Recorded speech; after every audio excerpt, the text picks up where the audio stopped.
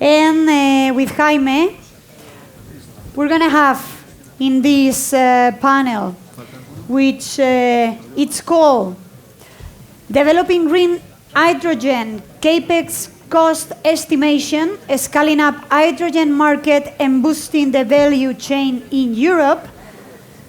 Salah Mahdy, Global Director of Renewable Hydrogen from Howden and Hydrogen Europe. We have Ali ZEROUALI, Head of Cooperation and International Development from Masen. We have William Rowe, Founder and CEO from Octopus Hydrogen. We have already from Pieter Lindeboom, Country Manager Spain from Life. Enrique Gómez de Priego Fernandez, he's CEO from Sunergyze. We have Carlos Tarrio de la Rosa, Head of New Technology and Innovation from INGENOSTRUM. And we have Jesús Santos Egea, Engineering Director from Abengoa. Thank you all, and you have the power. Thank you. Well, first of all, thank you very much for the opportunity to speak in here, the organization and all the people who are present. Throughout today, we have here very interesting panels speaking about solar, batteries, and even hydrogen. Hydrogen is the new technology that nowadays is being talked by most of the energy stakeholders, from policymakers, governments, large oil and gas companies, renewable energy, etc. And it is the new technology that is, or the only technology and the only way to decarbonize the economy. So we all know that hydrogen is produced with, well, green hydrogen is produced with renewable energy. So Enrique, what are the different technologies and what are the most efficient and estimated cost to produce hydrogen, green hydrogen? Well, I will provide some insights about the technologies, although probably in the audience, or most of the audience, will know much more about this topic. But let's summarize in 5 different technologies. First one will be alkaline technology. It has been the first one used for in electrolysis process. It is a very mature technology, and well, in general terms, it is very simple technology. Together with alkaline, we have proton exchange membrane electrolysis, which is newer technology, still mature technology. It is already in the market. And it brings some advantages compared with alkaline in terms of better performance and higher hydrogen purity, although it is slightly higher in terms of cost compared with alkaline technology. And additionally, nowadays there are 3 other technologies which are in a less mature stage of the art. So some of them are starting being available in the market in a very initial stage, and some others are not yet. These technologies, in general terms, will achieve lower cost of hydrogen production in the future, but for the moment they are in a very early stage.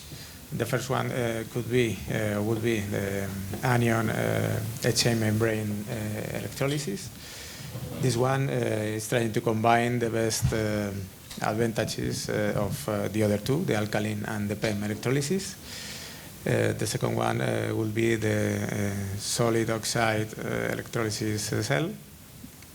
This one is working at a very high temperature, and it looks very promising for industrial plants where there are a lot of available heat, and they need 24 hours of hydrogen production. And finally, the photoelectric catalysis, which is the technology which develops my company, which directly what we are using is the solar energy and transforming into chemical energy and dividing the water molecule into hydrogen and oxygen in just one step and one device, no? Which also brings us some benefits. but still we are not yet in the market, and we are doing our best for bringing to the market as soon as possible. So basically a bit more efficient. Yes, and cheaper. Okay. And Jesús, one of the main uses of this green hydrogen right now is the chemical transformation into ammonia. So could you explain us what are its uses and advantages? Thank you very much, first of all, to consider Abengoa to be in this very interesting day. Well, related ammonia and what's the role of the ammonia in this market. As every new industrial technology, of course, hydrogen is being produced for many years, but we are facing a new generation of this sector. Volume, as has been mentioned in a few minutes before in the last conference, volume is one of the key to allow the development to make this attractive for investors, to create room for new developments in terms of technology, to industrialize and reduce the cost. And when we talk about green hydrogen, what are the final users of green hydrogen? Fortunately, there are many. Mobility, industrial, chemicals, power, there are many uses, but not all of them are on the same stage of development. And there are some of them that requires infrastructures development to be a real feeder or a real user of this hydrogen. And sometimes we are in this complex loop that you need production to allow these investments in terms of infrastructure, and you need infrastructure to increase the production. Fortunately, we have in this sector, we have the ammonia sector. It's a very mature sector in the world. It's one of the ammonia is one of the chemical most used in all over the world. It's a very established market. It's well known how to produce. It's well known how to storage. It's well known how to transport, and how to apply in different sectors like fertilizers, textile industry, pharmacy, army. There are many uses for ammonia. That means we consider that ammonia, as others, but ammonia could be one of the engines of this technology, allowing big projects, big developments, simplifying the last part of the chain of the projects. Of course, if we are talking about offline projects to produce ammonia from green hydrogen, from PV or wind, from design point of view, the integration of this value chain is more complex, because at the end you are mixing technologies with different dynamics consideration, but could be done. And as in the last sentences, we consider ammonia as one of the engines for the short term of this technology. Okay, thank you very much. And well, other uses or other type of hydrogen can be stored as a gas. So, Salah, what is the role of compression plays in the hydrogen economy and its costs? Yeah, so in order to answer this question, I would say, first of all, let us talk about the challenges that faces this technology, or sorry, this industry, the hydrogen industry. And the hydrogen industry, same as any other industry, that especially in their early days would face a number of challenges. The severity could be different, but nothing unique with the hydrogen. So from a very high level, if we looked at the known challenges for this industry, you can simply categorize them into three main categories. One, the technology, the second is the infrastructure, and the third is the investment / the deployment. Those are the three main categories. The interesting thing that when we look sorry, from a high level into all or at all the known challenges in the three categories, I would say that technically, and I will put a line under technically because I know it will be sometimes expensive, but technically overcoming these challenges are doable. The interesting thing, it is the case except with one challenge. And the reason behind this is that this challenge is actually related to the technical spec of the hydrogen. So we can't change it today or the future. Basically, it is the fact that the hydrogen has a very low volumetric energy density. So that means that we need to use it at very high pressures and with very high volumes or large volumes. And this is basically the function of the compression in the equation. And this is also the reason that potentially the only major equipment that sits across the whole value chain of the hydrogen is basically the compressors. So we have so many compressors sitting everywhere, which actually led to the fact that the compression technology indeed plays a key role in the hydrogen value chain. If we add it to this also that with the hydrogen, we're not talking about just one hydrogen compression technology. You know, what works for the mobility, for example, doesn't work for the fertilizers, doesn't work for the refinery. So there is a need to pick the right technology for the right application. And having the right compression technology as well is a key in advancing all of these technologies.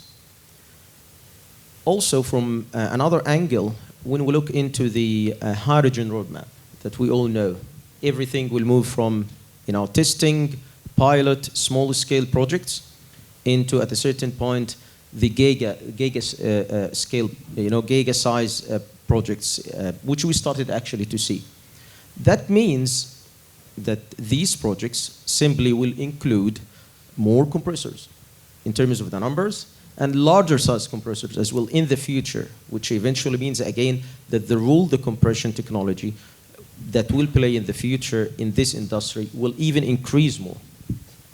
And of course, I can't forget something, especially I work it almost everywhere across the hydrogen value chain, in the green ammonia, in the electrolyzers, and now in the compression. The world as of today doesn't have the capacity to produce enough compressors to serve our targets, to achieve our targets, net zero targets for 2030 or 2050, which is really a critical issue. I know that we are the world is facing the same situation with other elements within the hydrogen value chain, and the electrolyzers, in the storage, in other elements as well. But what unique about the compressors and why I would consider it is a very serious issue is the fact that the compressors manufacturing business is a very tough business. It's a market that it is very hard to penetrate. And this is why in the last, I would say, 10 years, we haven't seen actually any newcomers to this market, because it requires, to do so, massive investment. It requires very complex knowledge, expertise, resources. And this is why the compression, again, will stay playing this important role to advance the hydrogen economy in the next few years. Thank you very much. And so we talk about the two potential forms of hydrogen, whether it is gas or whether it is ammonia. But what are the infrastructures needed for hydrogen deployment, and how will hydrogen valleys boost the market, Carlos? Hello. First of all, I would like to thank the organization for having INGENOSTRUM and myself here. And while this being said, I will start to situate a bit my discussion, giving some context on the current momentum that the hydrogen is undergoing. I think that it's becoming ever more clear what the pivotal role of hydrogen in the decarbonization will be. And this is evidenced by the massive strategies of hydrogen strategies and roadmap that are being released of late, and also on the number of projects that the industry have announced in relation with hydrogen, with the whole value chain. And these projects account for globally large-scale projects for more than 600 initiatives. And I was saying that because the momentum is positive. The whole value chain, as we have already pointed out, is very complex. And also in the hydrogen, there is something which needs to be borne in mind, and is that there is no real market. There doesn't exist a market, and there is no infrastructure yet deployed. And these two challenges, one of which has been mentioned by Salah previously, have to be overcome and will be overcome. So coming to your question, how the hydrogen market will be boosted or fostered and by the hydrogen valleys. Well, these hydrogen valleys are concepts that is a concept actually that has been coined to define a kind of industrial ecosystem where the supply meets the demand. Both supply and demand coexist, and the supply will serve different uses or application of hydrogen. And that's how, because of also this makes sense because of this lack of infrastructure and also the technical challenges that needs to be faced. And these valleys will push or drive this early development or deployment of hydrogen, and more or less through 2030. These hydrogen valleys that have been adopted, I think, like worldwide and especially in Europe, there are a lot of these kind of initiatives all around Europe, and in Spain we have quite a few important ones in the North Corridor and Catalonia, and also in the East, but some other places also, and Castilla-La Mancha is a good example. And this will, as I said, help to develop this early adoption of hydrogen technologies through 2030 approximately. Well, that's the expectation, and in the first stage, what it is foreseen is that this demand and this supply remain co-located in, let's say, more or less constrained areas, and then connection between the valleys will be put in place by means of connecting infrastructure and mainly close one to the other by pipelines or other means, and trying to actually allowing to harness and enabling to harness and take advantage of the whole potential that the hydrogen can give. And then from 2030, there is expected to be a full deployment of infrastructure, which is in fact needed to, as I said, to take advantage of the full potential and allow this international trade that is so needed for to allow really to use the whole potential of hydrogen. And I think that we will, the one thing that was pointed out by my colleague previously is the lack of infrastructure. This is a challenge. This is a challenge that will be overcome. There are actually important projects on the table.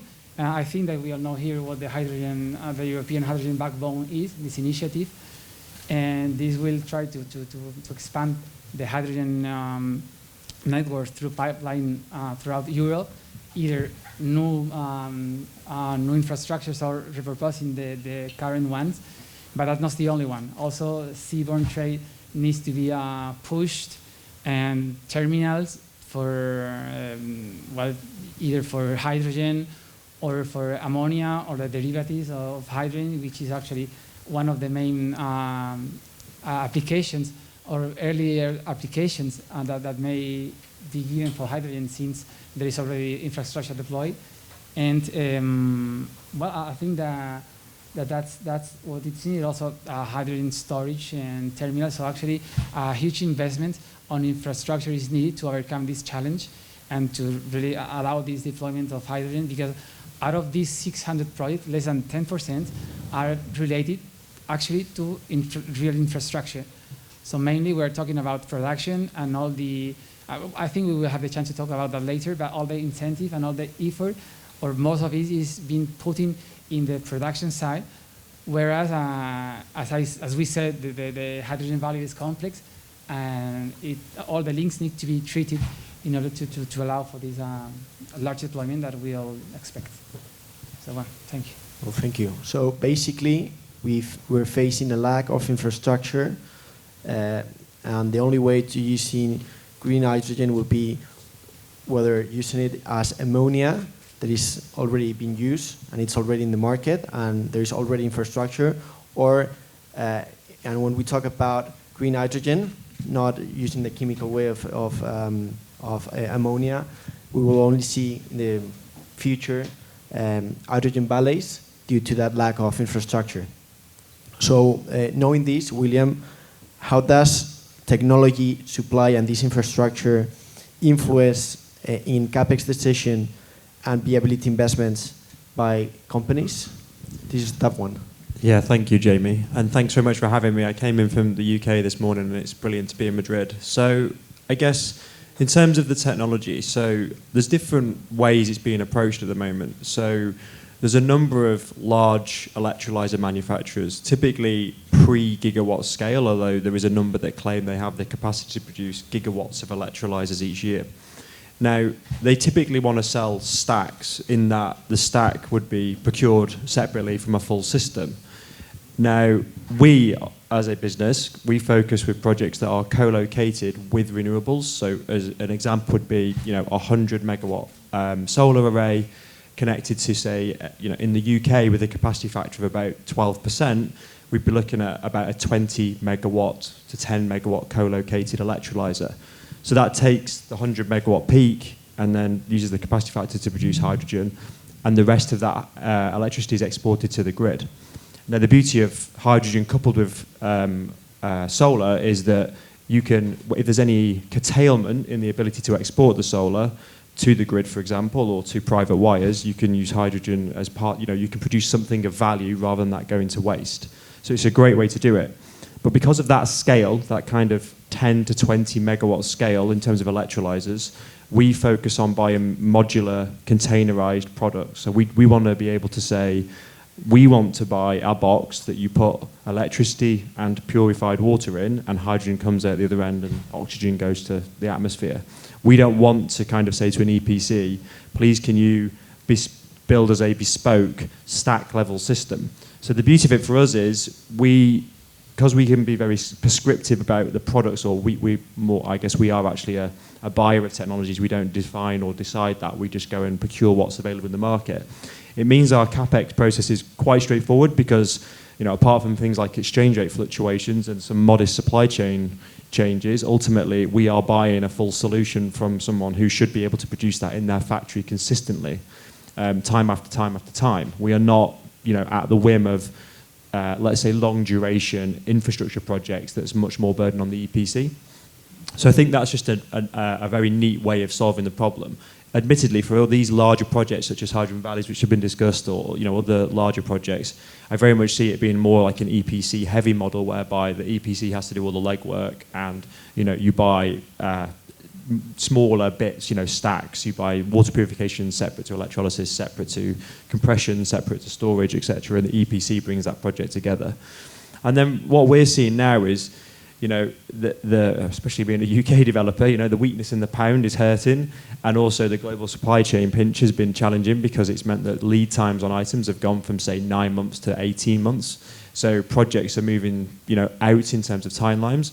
But ultimately, it also, because of the Russian gas crisis, green hydrogen is now competitive, especially in regions where you have very good load factors on renewable assets with grey hydrogen. And it's worth pointing out, so grey hydrogen is used for two purposes. Grey hydrogen coming from natural gas, it is either produced for ammonia or typically used in refineries. And so, but it's also, for example, by companies such as Air Liquide or Air Products or Linde, who you would know, they deliver industrial gases on the road, in tube trailers every day to applications such as semiconductor manufacturing, etc. And so there's already an opportunity for us to do a material amount of decarbonisation by swapping this natural gas-derived hydrogen for green hydrogen. And we don't need let's say, huge changes to happen for that to be there. We could do that today, and that's where we focus. And then the second derivative we focus on is mobility applications, so focusing on removing diesel in applications such as buses or diesel generators and looking to displace that hydrogen, those with hydrogen using fuel cells. So I guess ultimately there is a process to work through when thinking of hydrogen projects, which is, what business model do you want to apply as to how you're going to procure the equipment, and that probably is somewhat defined by the scale of it, and then that is effectively kind of defines your CAPEX challenges. So yeah. Thank you very much. And well, we've talked about the different uses and technologies, but it is also worth noticing how these new era of hydrogen is going to be banked. Most of the current projects are being financed with the equity of the company or corporately, but we haven't seen many project financings or financing of the main project. In the market, there's a few in Europe. In Australia, we've seen some projects being financed with the support of the government, with pago por disponibilidad. Sorry, I forgot the word in English. Availability payments.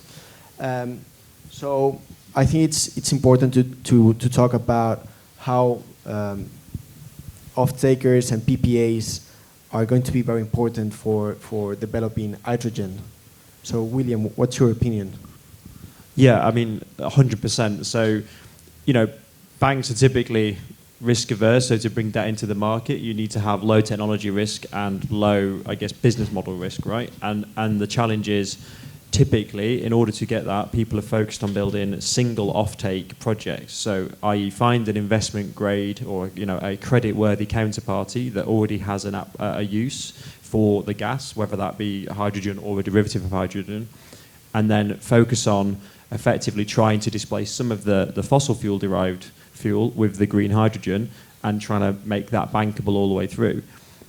We actually, I guess, take a slightly different view to it, which is we believe we can de-risk the projects by having multiple off-takers. So we design our projects to serve multiple people and to serve some of the merchant market. So unlike, say, the world of solar or wind projects, whereby you get a grid connection for a project, you build a project, and then you export that, and you would export 100% of the volume and typically not take much merchant risk.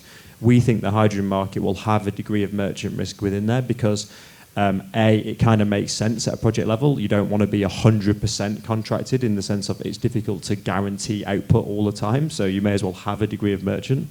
But that does create challenges because you need to find the right sources of capital to do that. So we've been focusing on trying to say, there's risk equity at the start that needs to do it, and then we'll refinance out a degree of that risk equity with, more traditional project financing.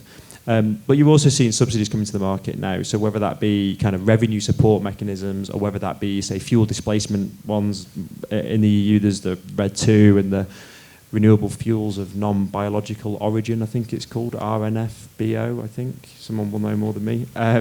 So, you've got the other type of subsidies that are there. And I think when you stack those together, so, you stack subsidy plus merchant plus contracted offtake plus long-term PPA that locks in your production cost on the power side, you get a very bankable project. But let's see. Well, we hope so, because we're eager to start financing these type of projects. And Enrique, what are the roles of the European Union plays in supporting the financing of hydrogen deployment, and how are you financing your projects? Yes, well, the green hydrogen objectives set by Europe in terms of production for 2030 are enormous. And based on this, they have developed different instruments for financing this project. I will summarize in three different lines. The first one are the standard innovation funds. For example, we are going to build demo plant at Repsol refinery in Puertollano. This is going to be our first industrial plant for producing 200 tons of green hydrogen per year. And it has been awarded with Innovation Fund, a small-scale program with 4.5 million euros. So this was done with the standard innovation funds that the European Union has, not only for hydrogen, but for any type of innovation technologies or project that you can apply for. The second line is based on the next generation program. And in Spain, we had the PERTE for hydrogen with two different programs, the Pioneros and Cadena de Valor. And again, in our case, we have been asked, or we asked for a Cadena de Valor project in which we are developing some additional part of our technology. We are waiting for the final result, but there are some additional funds that the European Union is offering for the private initiative. And finally, recently they declared that they are going to create a hydrogen bank. We don't know yet exactly which are the details, no? But it is expected that with the first two lines, there are going to be some hydrogen deployments, a small or medium-sized scale, and now with this hydrogen bank, they will close the gap between the less mature production plants and the final market in terms of green hydrogen.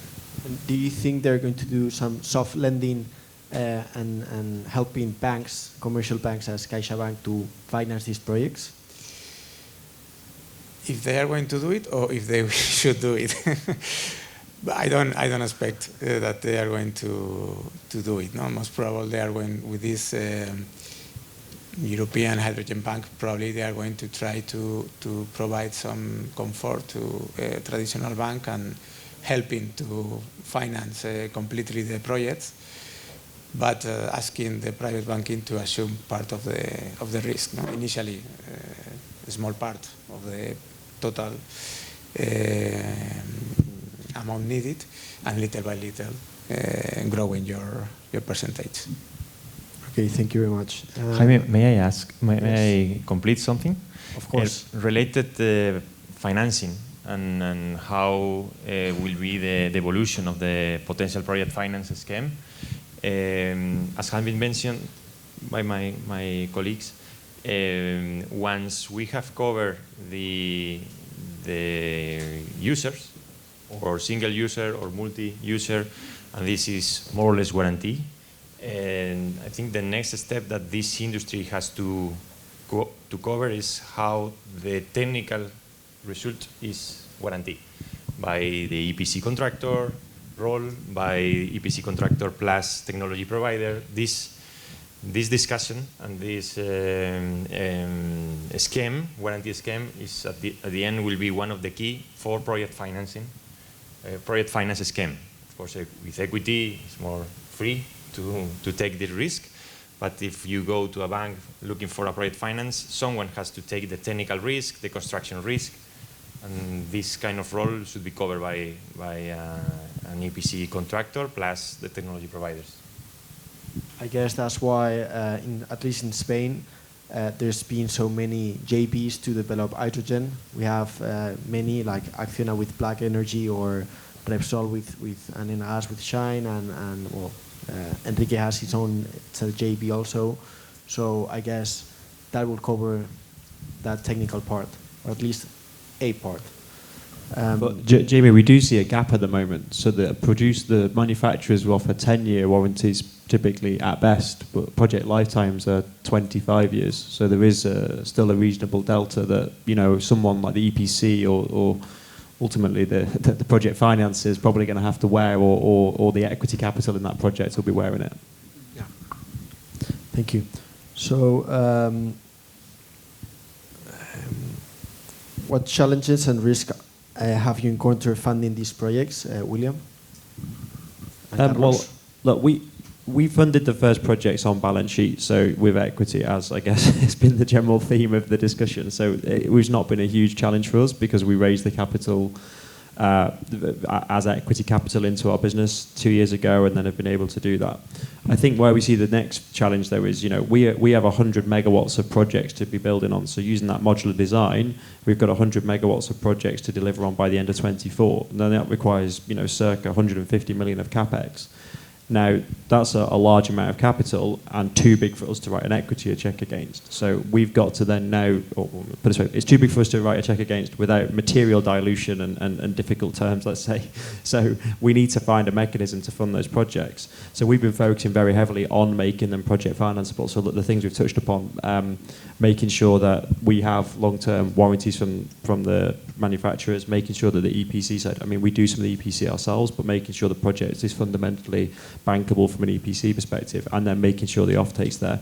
And I think what we've not seen yet is just straight debt coming into the market for us, especially in the projects in the UK. What we've seen is that typically it's coming in some sort of vehicle, so i.e. someone who can bring both debt and equity to create the full project vehicle's capital structure is what's there, rather than, say, a consortium of banks just competing at the sort of lowest return profile. That's not where the market's at yet. It still requires some creative thinking and the right partnerships. Okay, thank you very much. But we're missing yet one very important part of this discussion. It's policymakers. Carlos, what are the policies and legal framework that is needed to scale up hydrogen in Europe? Yeah, thank you, Jaime. Well, actually, let me just Enrique introduced briefly. Let me just bring up what the ambition and the targets of the European Union are in connection to the hydrogen. So we are talking about 10 million tons of hydrogen produced domestically in Europe, plus 10 other imported. And we are talking about 4 gigawatts installed capacity in 2030. And we are talking about this using 50% of the hydrogen used in the industry will have to be renewable fuels of non-biological origin.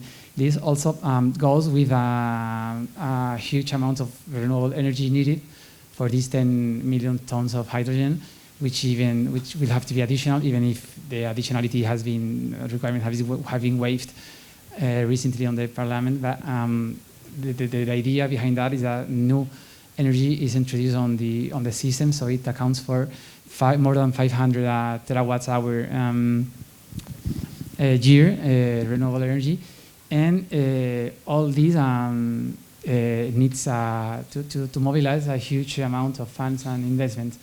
And out of all these, there is yet a huge gap in Europe of about several hundred billions of dollars between the projects that have been announced and what is deemed to be needed to comply and accomplish these milestones, these targets.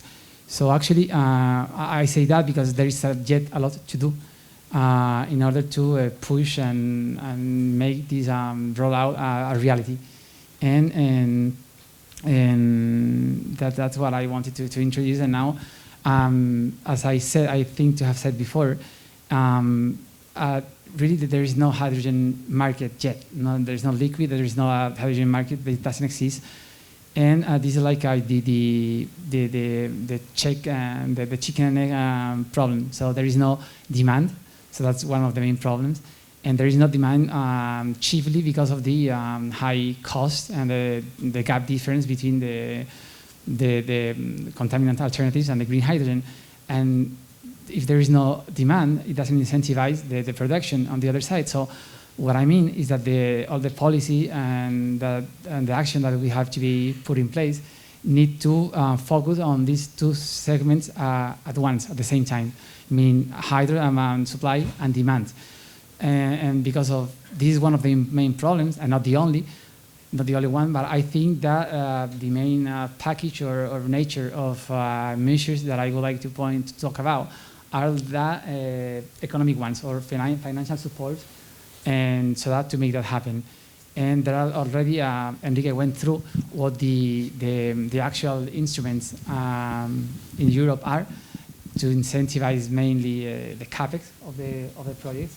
I'm not going to repeat them. There is also this IPCEI initiative that allows to go beyond the state aid, and I think we all here know well, but the focus must be put also on the off-taking and the demand.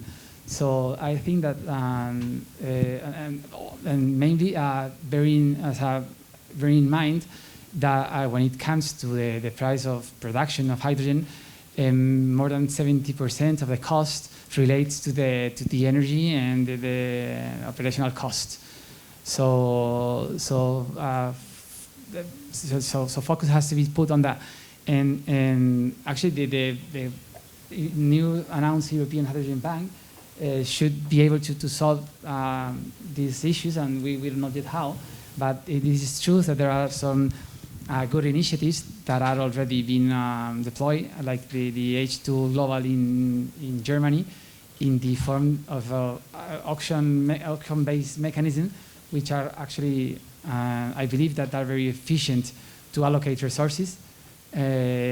So these auction-based mechanisms, based on contracts for difference, with a clearing entity that bear the difference of the bidding, selling price, and purchasing, will definitely help to boost the market. So I think that one of these scheme like this should be implemented also in here, or there are other options also, like these tax credit benefits that have been put in the States, which make part of this Inflation Reduction Act, which will also definitely help to boost the market and to create that market. And there is a problem here that we said that there is a huge gap between what is needed and what is announced. But out of these 600 projects that are announced, less than 10% have reached final investment decision. So there is really very little money yet committed to develop the hydrogen sector. So I think there is a huge effort to do that, and there are different options, I would say, and not only focusing on CAPEX, but also on the whole value chain. And there is another issue also. We pointed out that Europe targets to have 40 gigawatt of installed capacity in the region, in Europe. Okay, but there is not enough capacity of electrolyzer manufacturer here in the region. That's also a problem. It is true that there has been recently also the joint declaration of the electrolyzer manufacturer that commit to increase by tenfold the current capacity of yearly production of electrolyzer, but that also needs a supportive scheme behind that to make that happen. And actually, we could go on the economical and financial part, but that's one of the main problems that we see.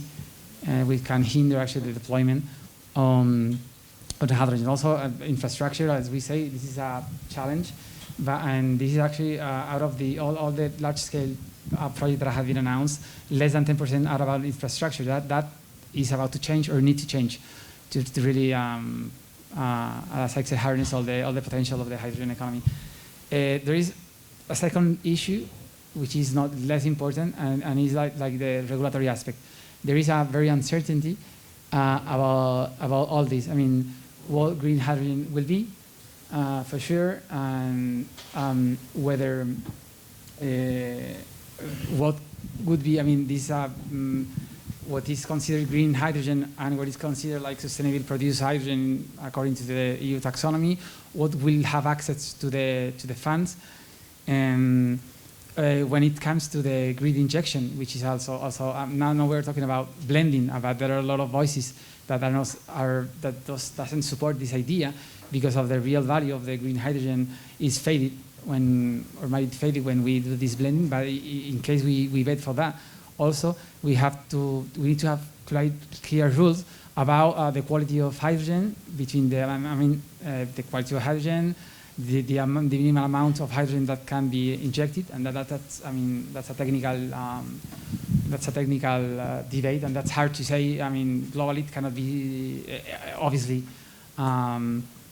established like that, and also the own working principle of the grid. So like if the producer can be the consumers and the transport pipeline will be, can be reverse flow. So there are a lot of things that need to be tackled here, and regulation should help to have clarity on that. Otherwise, I think the full investment that are needed won't be unlocked.